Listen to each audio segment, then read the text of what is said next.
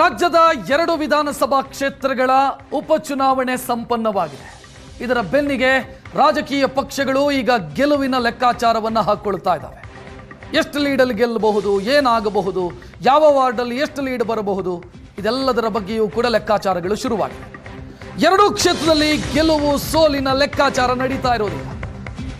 ಕಾಂಗ್ರೆಸ್ ಮತ್ತು ಬಿಜೆಪಿ ಎರಡೂ ಪಕ್ಷದ ಫಲಿತಾಂಶದ ಚರ್ಚೆ ನಡೀತಾ ಇದೆ.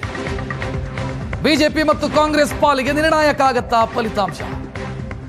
ಬಾಗಲಕೋಟೆ ಮತ್ತು ದಾವಣಗೆರೆ ಫಲಿತಾಂಶದ ಮೇಲೆ ನಾಯಕರ ಭವಿಷ್ಯ ಅಡಗಿದೆ. ಸಿಎಂ ಡಿಸಿಎಂಗೆ ಕದನದ ಫಲಿತಾಂಶದ ಟೆನ್ಷನ್ ಕೂಡ ಶುರುವಾಗಿದೆ. ಯಾರು ಗೆಲ್ತಾರೆ, ಹೇಗೆ ಗೆಲ್ತಾರೆ, ಎಷ್ಟು ಲೀಡು, ಯಾವ ವಾರ್ಡಲ್ಲಿ, ಇದರ ಲೆಕ್ಕಾಚಾರವನ್ನು ತೆಗೆಯೋದಕ್ಕೆ ಶುರು ಮಾಡಿದ್ದಾರೆ.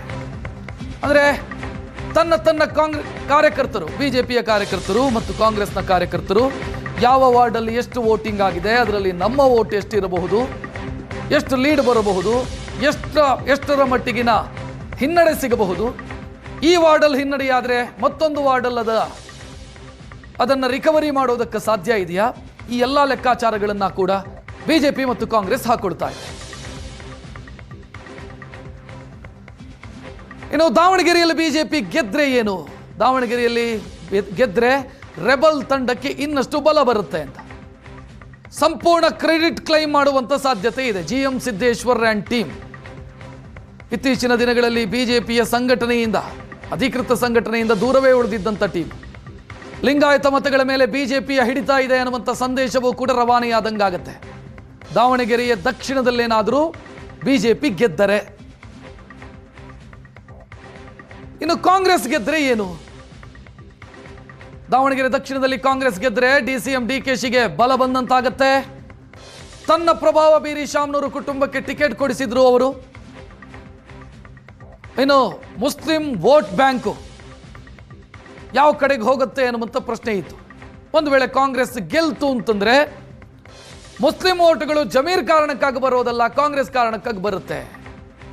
ಕಾಂಗ್ರೆಸ್ಗೆ ಏನೂ ಕೂಡ ಪರಿಣಾಮ ಬೀರಲ್ಲ. ಯಾಕಂತಂದ್ರೆ ಆ ಇಡೀ ಸಮುದಾಯ ನಮ್ಮ ಜೊತೆಗೆ ನಿಲ್ಲತ್ತೆ, ಎಂಥದ್ದೇ ಸಂದರ್ಭ ಬಂದರೂ ಕೂಡ ನಮ್ಮ ಜೊತೆಗೆ ನಿಲ್ಲತ್ತೆ ಅನ್ನೋದು ಕಾಂಗ್ರೆಸ್ ನಾಯಕರಿಗೆ ಅದೊಂದು ರೀತಿಯಲ್ಲಿ ಬೂಸ್ಟ್ ಸಿಕ್ಕಂಗೆ. ಇನ್ನು ಬಾಗಲಕೋಟೆಯಲ್ಲಿ ಬಿಜೆಪಿ ಗೆದ್ರೆ ಏನು? 3 ಬಾರಿ ಗೆದ್ದಿರುವಂತ ವೀರಣ್ಣ ಚರಂತಿಮಠ್ ಮತ್ತೆ ಗೆದ್ರೆ ವಿಜೇಂದ್ರ ಅವರಿಗೆ ಕ್ರೆಡಿಟ್ ಸಿಕ್ಕಂಗೆ.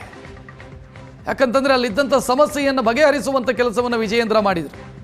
ಆಕಾಂಕ್ಷಿಗಳ ಜೊತೆಗೆ ಮಾತುಕತೆ ನಡೆಸಿ ಒಮ್ಮತದ ಅಭ್ಯರ್ಥಿಯಾಗಿ ಚರಂತಿಮಠ್ ಕಣಕ್ಕಿಳಿದರು. ಇನ್ನು ಬಿಜೆಪಿ ಅಹಿಂದ ಮತಗಳನ್ನು ಕೂಡ ಪಡ್ಕೊಳ್ಳುತ್ತೆ ಅನ್ನುವಂಥ ಸಂದೇಶ ಕೊಟ್ಟಂಗಾಗತ್ತೆ. ಅಹಿಂದ ಮತಗಳು ಅಲ್ಲಿ ನಿರ್ಣಾಯಕ. ಅಹಿಂದ ಮತಗಳು ಒಂದಾದರೆ ಬಿಜೆಪಿಗೆ ಸಮಸ್ಯೆ ಆಗತ್ತೆ. ಬಟ್ ಈ ಬಾರಿ ಏನಾದರೂ ಗೆದ್ರೆ ಅಹಿಂದ ವರ್ಗವೂ ನಮ್ಮ ಕೈ ಹಿಡಿಯುತ್ತೆ ಅನ್ನುವಂಥ ಮೆಸೇಜು ಬಿಜೆಪಿಗೆ ಸಿಕ್ಕಂಗಾಗತ್ತೆ. ಕಾಂಗ್ರೆಸ್ ಗೆದ್ರೆ ಬಾಗಲಕೋಟೆಯಲ್ಲಿ ಸಿದ್ದು ಸಾಮ್ರಾಜ್ಯ ಇನ್ನಷ್ಟು ಬಲವಾಗತ್ತೆ. ಆಪ್ತನ ಮಗನನ್ನ ಗೆಲ್ಲಿಸಿದ್ರು ಅನ್ನುವಂಥ ಹೆಗ್ಗಳಿಕೆ ಸಿಎಂಗೆ ಸಿಗತ್ತೆ. ಕೆಪಿಸಿಸಿ ಅಧ್ಯಕ್ಷ ಸ್ಥಾನದ ಕನಸು ಹೊತ್ತಿರುವಂಥ ಸತೀಶ್ ಜಾರಕಿಹೊಳಿ ಅವರಿಗೂ ಬಲ ಬಂದಂತಾಗತ್ತೆ. ಯಾಕಂತಂದ್ರೆ ಅವರು ಮುಂಚೂಣಿಯಲ್ಲಿ ನಿಂತು ಪ್ರಚಾರದ ಕೆಲಸವನ್ನ ಮಾಡ್ತಾ ಇದ್ರು. ಅಹಿಂದ ವೋಟ್ ಬ್ಯಾಂಕ್ ಚದುರದಂತೆ, ಕಾಂಗ್ರೆಸ್ ಅನ್ನ ಬಿಟ್ಟು ಹೋಗದಂತೆ ತಂತ್ರಗಾರಿಕೆಯನ್ನು ರೂಪಿಸಿದ್ರು. ಸೊ ಅವರಿಗೂ ಕೂಡ ಕ್ರೆಡಿಟ್ ಸಿಕ್ಕಂಗಾಗತ್ತೆ.